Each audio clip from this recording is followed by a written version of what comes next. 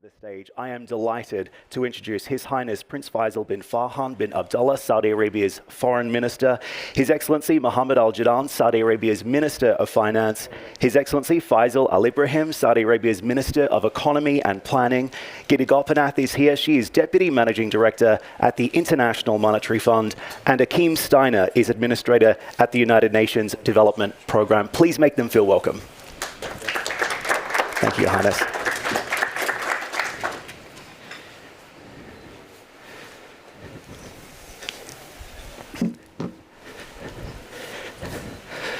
So we hope you all enjoy breakfast and enjoy this conversation. We're going to focus on a number of issues, but most importantly, international forums like this really do play a pivotal role in bringing together leaders and experts to address our most pressing global challenges. Yet, so often, the commitments that are made at these forums can stall once the spotlight fades. So we're going to be addressing this issue today.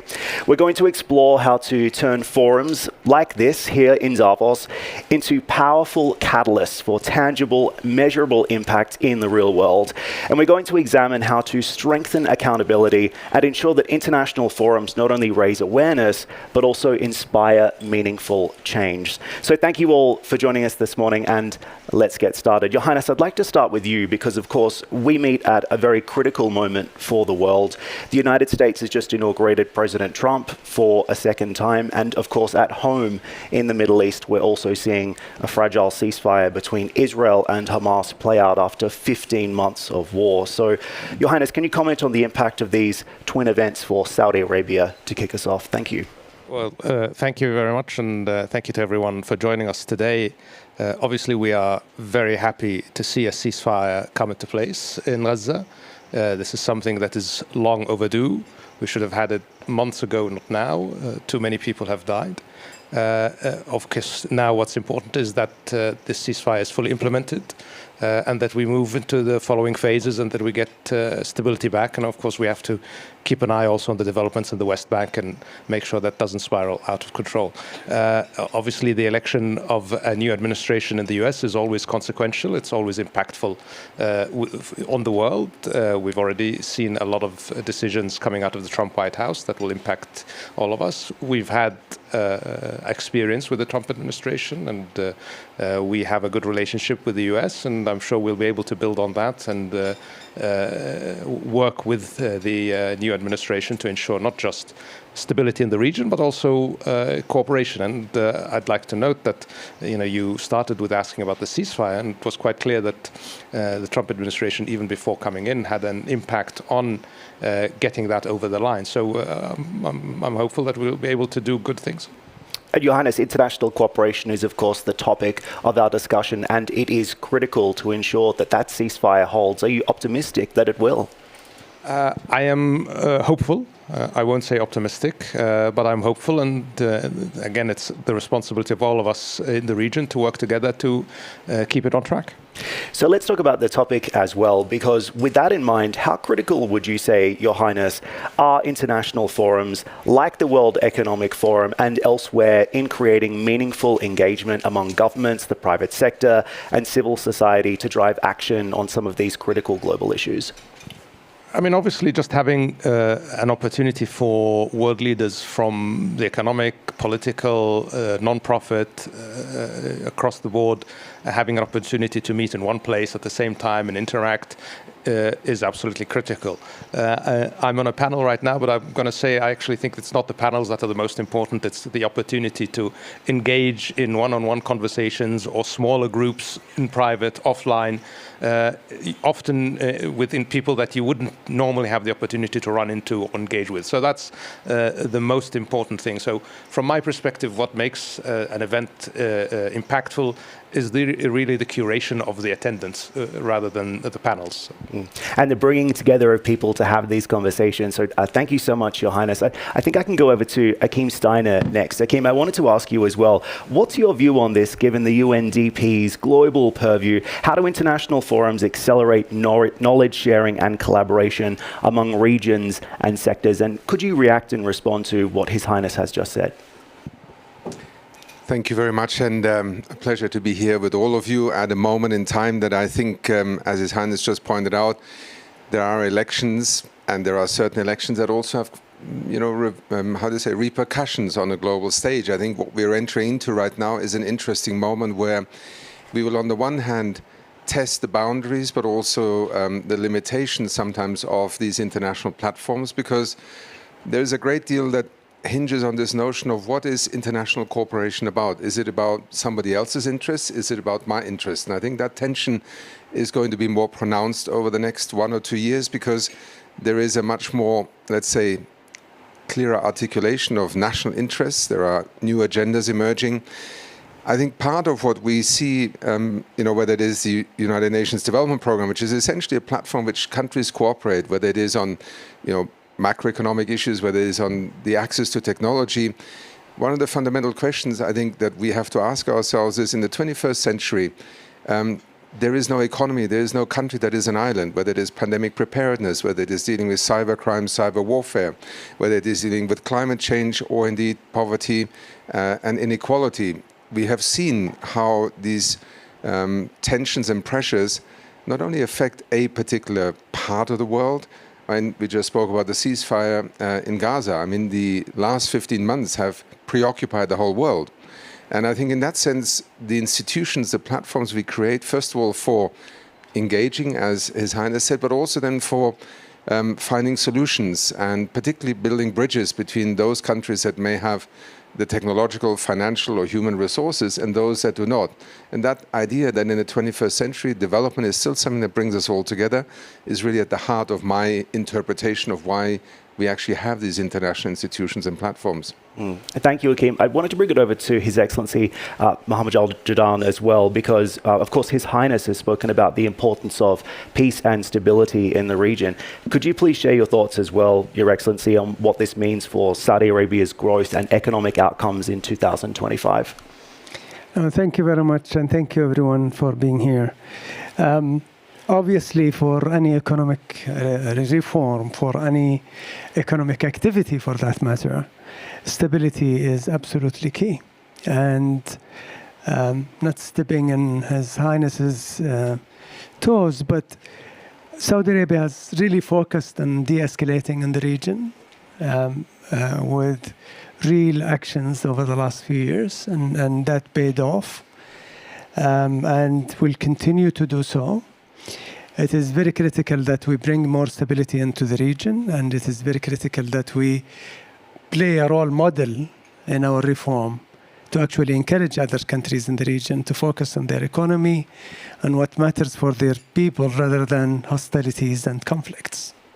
And Your Excellency, from your vantage point as well, what do you see as perhaps the biggest obstacle that hinders international forums from translating high-level visions into tangible outcomes? What's the disconnect? Well, this is actually a question with a mine, Dan. I think actually international forums, multilateral institutions actually are effective. And despite this possibly perception of otherwise, I really believe the contrary. They operate in a very complex situations where they need to align, bring and build consensus among multiple nations, sometimes hundreds, 192 now, for example, in the IMF. And to build consensus among 192 is a very complex process. So you need to negotiate, you need to make sure that people settle within their own a system of governance, and then try and be pragmatic in reaching solutions. But we have seen a lot of success. We should not really estimate the success that international organizations, multilateral institutions, international forums have delivered throughout the history of their existence. I mean, the IMF, for example, has been in existence for 80 years. Only, just to name few, in the last few years, they deployed $650 billion to support members of the IMF during a very difficult shocks in the world. And most of these are low-income countries who needed the support to be able actually to serve their nations. And I can go on and give a lot of examples. During COVID, the international forums came together, G20, the IMF, the World Bank, and came up with the debt service suspension initiative and then the common framework. That helped low-income countries deal with a shock that was very difficult and enabled them actually to support their people during the pandemic. And they could go on. And there were successes. Yes, there are delays, but these delays are not necessarily attributed to the forums or the institutions themselves. There are also individual nations that they need to go through their political process to reach agreements. It's an excellent point, and I also think this is a great point to bring in Gita Gopinath as well, because Gita, this is something that you actively think about as well in your role at the IMF. Just reflecting on what His Excellency and His Highness have said, global collaboration is obviously very important in achieving economic outcomes, but when you assess the impact of the Trump administration and Trump 2.0, do you think global collaboration takes a step back if we see Trump advancing America first in his second term? Firstly, thank you. It's a pleasure to be here. I just want to reinforce a point that was made, which is that countries work together primarily because it is in their self-interest to work together. And over again, we have seen that as being the glue that holds all of these multilateral institutions together, including the International Monetary Fund. And a reason why countries see it in their self-interest to work together, which has only gotten more important over time, is because the world has never been more economically integrated as it is now. So it is a very complex machinery with huge global supply chains weaving through multiple borders. And if you don't have global cooperation, it's going to be a very tricky thing. And I just want to also give thanks to Saudi Arabia for many things, including Mohammed is now chair of the International Monetary and Financial Committee at the IMF. And, through that leadership, we are seeing some very important reforms taking place and agreements being made at the International Monetary Fund in terms of helping low-income countries, in terms of reducing the cost of borrowing from the IMF. These are just a couple that we had accomplished. So it does work, just to reinforce what Mohammed said, that it absolutely works. I mean, to your question, of course, I think there is what I fall back to, which is to say that it is in every country's interest to work together. We have multiple countries in the world that we work with on a daily basis. I mean, especially low-income countries, for example, that need debt restructuring. And when we are thinking about getting that done, the creditors are a wide range of countries. I mean, there are the Paris Club creditors that we have, the G7. But in addition, we have China, we have Saudi Arabia, we have India, all of them involved in this debt restructuring. So it's not possible to actually do this without taking a multilateral perspective. Indeed, and Your Excellency Faisal Al Ibrahim, I'll get you to react to this as well. You heard what His Highness said about efforts to foster regional peace and what His Excellency said about economic outcomes as well. Of course, Geeta speaking to that too. So what would you say are the actions that are required now to ensure discussions at forums lead to measurable and tangible results for Saudi Arabia, for the region and for the world? Thank you, Dan. I think before I answer that specifically, maybe take a step back. I think Saudi Arabia, pre-Vision 2030, has always been a constructive member of the global community, but focused on specific areas. I'd say maybe oil and gas, diplomacy, and foreign aid and assistance, with the kingdom being one of the top, if not the top, in ODA. But since Vision 2030, we started understanding more what we need to do for our own economy and society to unlock its potential. And that made us need to engage even more with the global community and multilateral platforms, but also bilaterally, to better address the needs that we have. So with that institutional capability, with that knowledge, came that ability to engage more meaningfully and constructively. And of course, with that, we understand what our partners need and we engage. Of course, we double down on multilateral platforms because we realize that they are, as His Excellency said, an effective tool. And we believe this tool will always be effective because it brings people together. It keeps global dialogue being fostered, regardless of the challenges, regardless of how the environment is changing. Keeping countries talking is very important.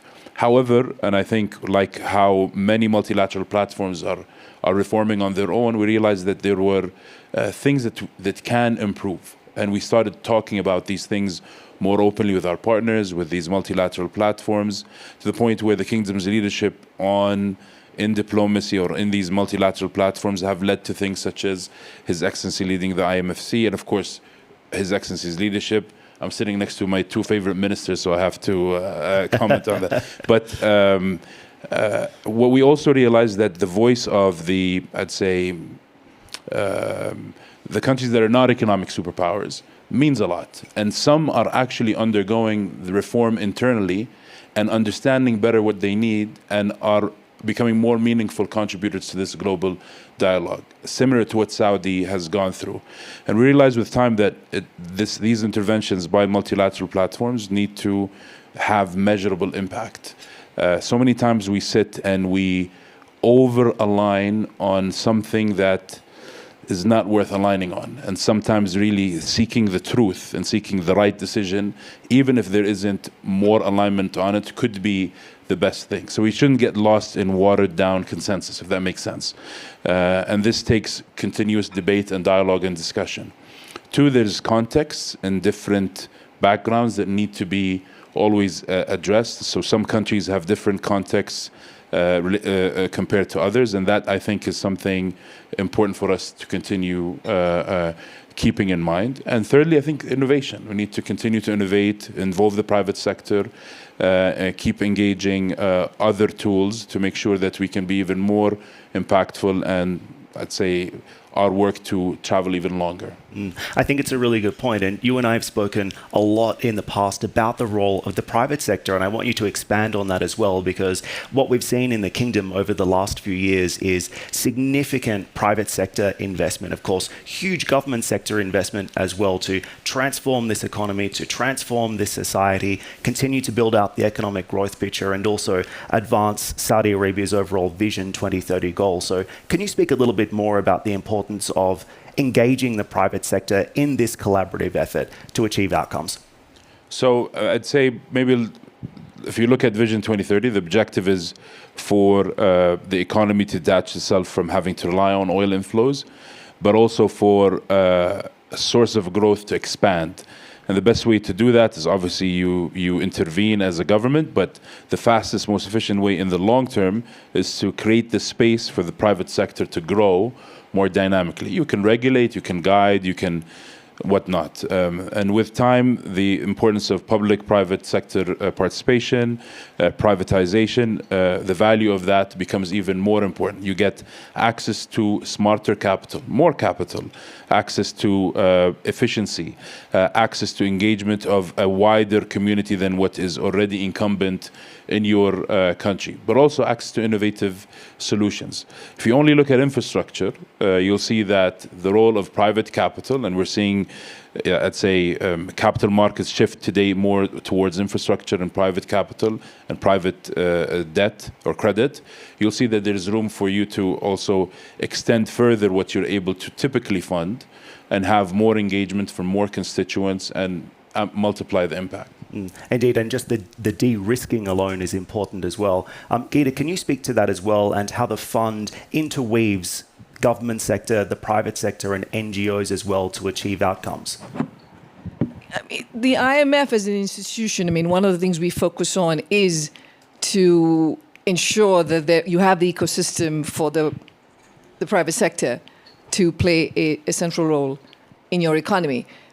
And there are lots of good reasons for that, including that's where innovation happens, and that's where the sources, the new forms of growth come from.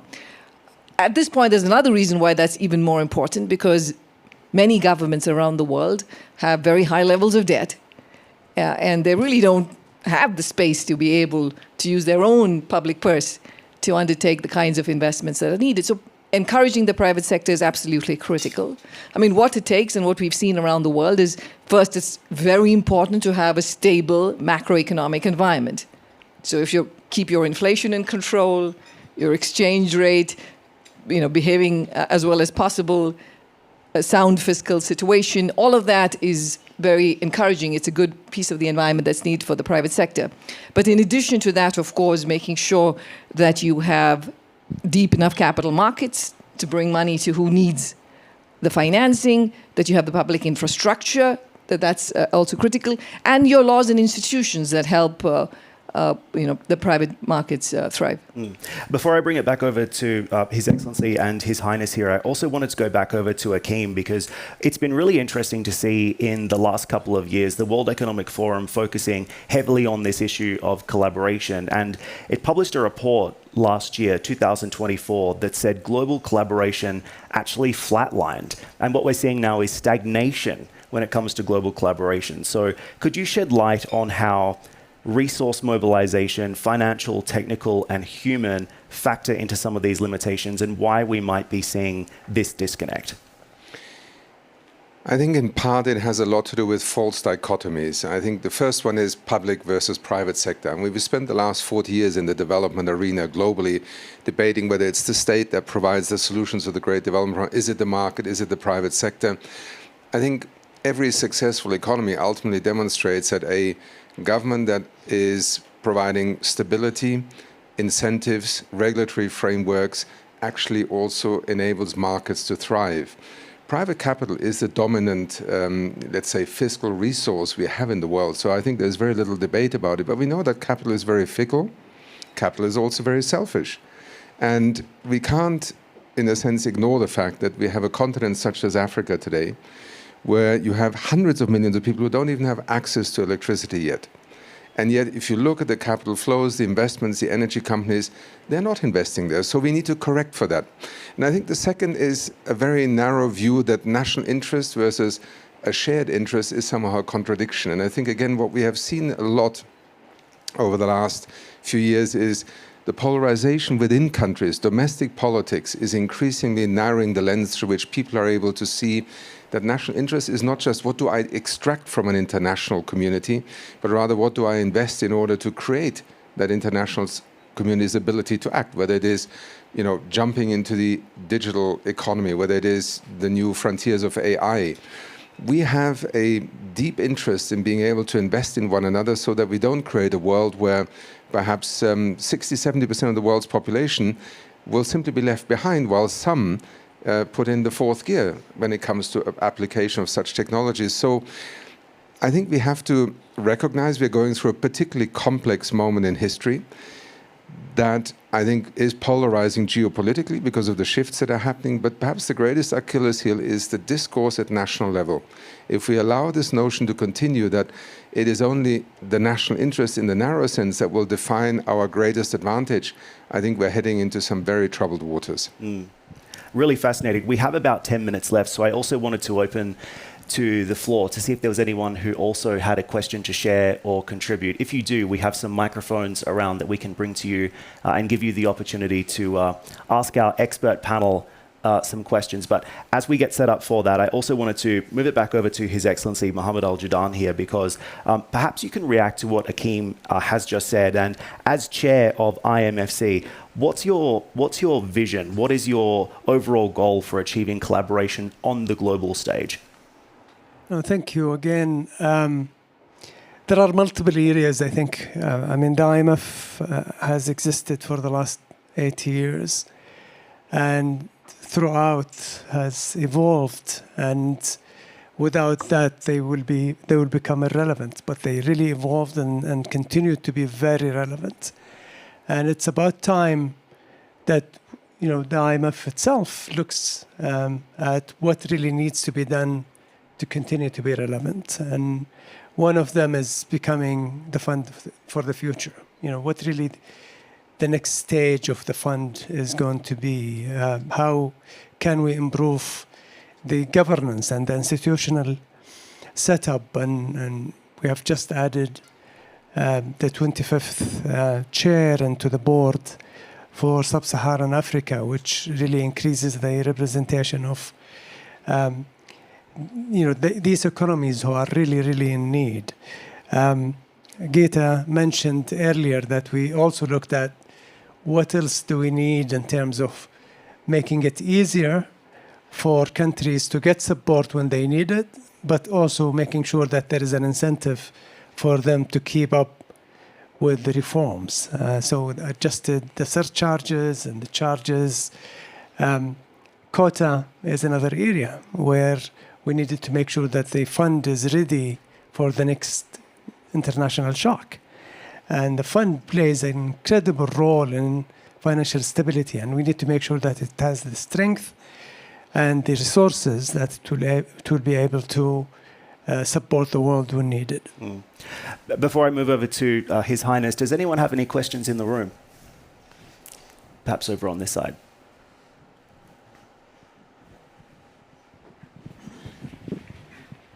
Thank you. Please introduce yourself. Good morning. My name is Konstantin. I'm running an investment firm out of Germany. So the question is for the panel. The question is on relevancy of United Nations, and to your point on watered down solutions and resolutions. We often hear United Nations has expressed concerns over, which obviously everybody has a concern.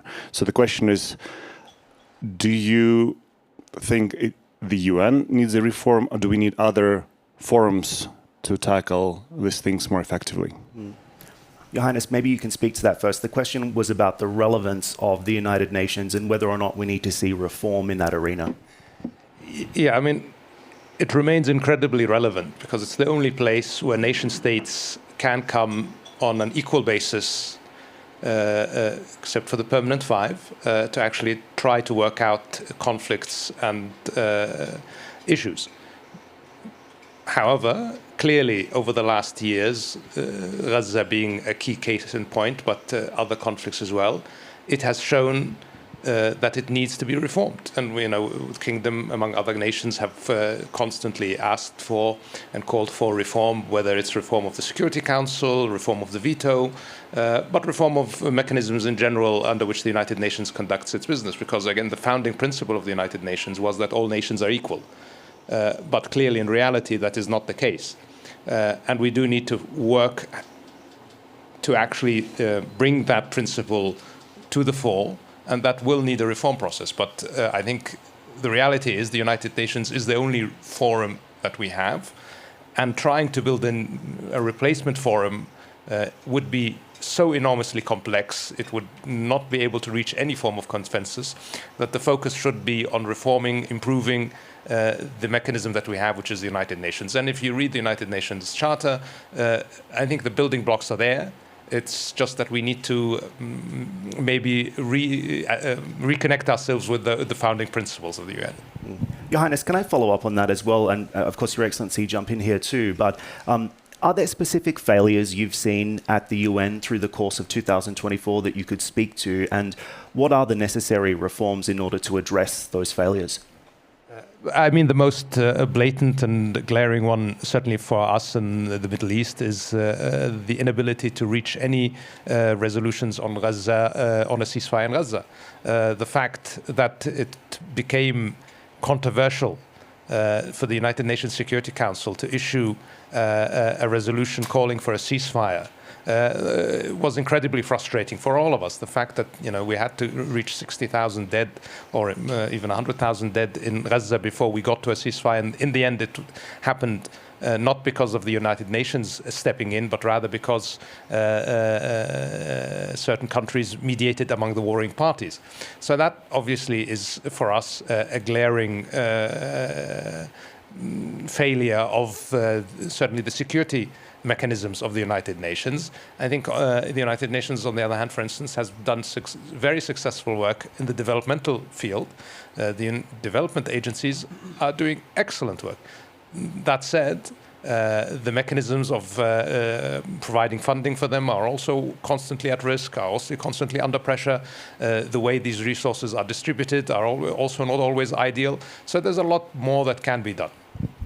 Indeed. Your Excellency, can you speak to that too? Just a follow-up. I think in addition to the reform of the multilateral institutions platforms, we need to invest as a community in promoting and supporting and pushing the reform of public sectors in different countries. And public sectors in different countries, it's not easy for everyone to just wake up and decide to reform, but if you just prioritize it and invest in it. In the Kingdom today, even in its ODA or in support of some countries, is leveraging multilateral platforms to push even more reform.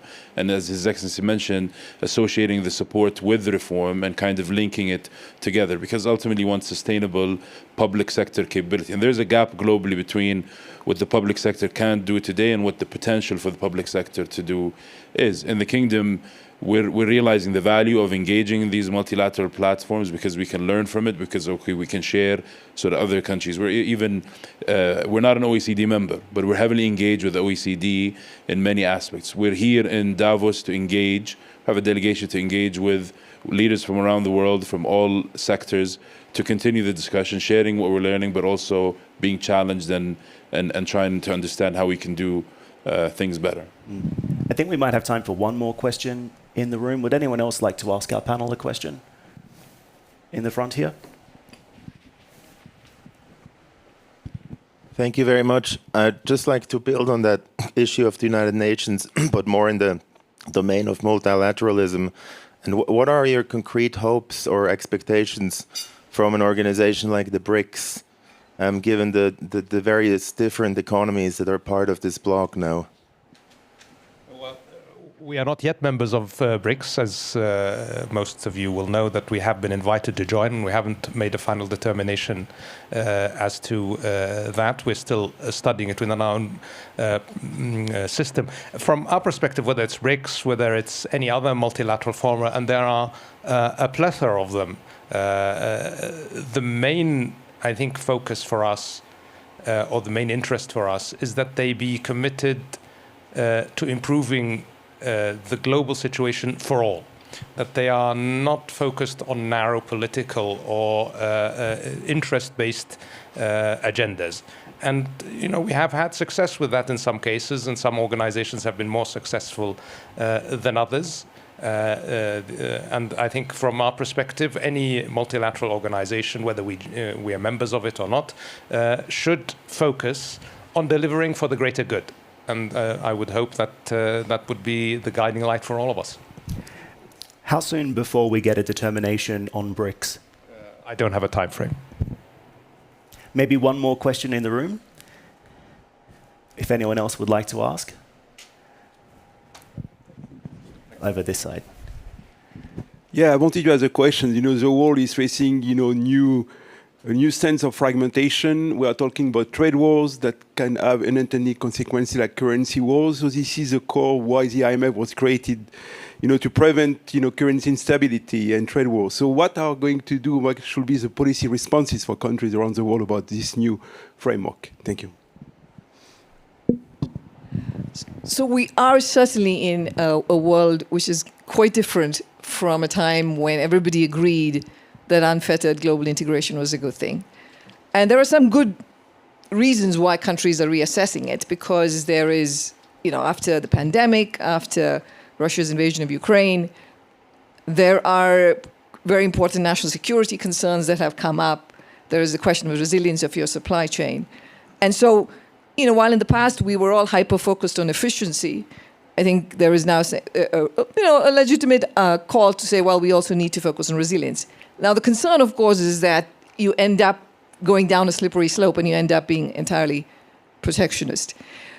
To your question about how is it that we can do this better, I think the first thing we have to do is recognize that the system, the world trading system, has its deficiencies.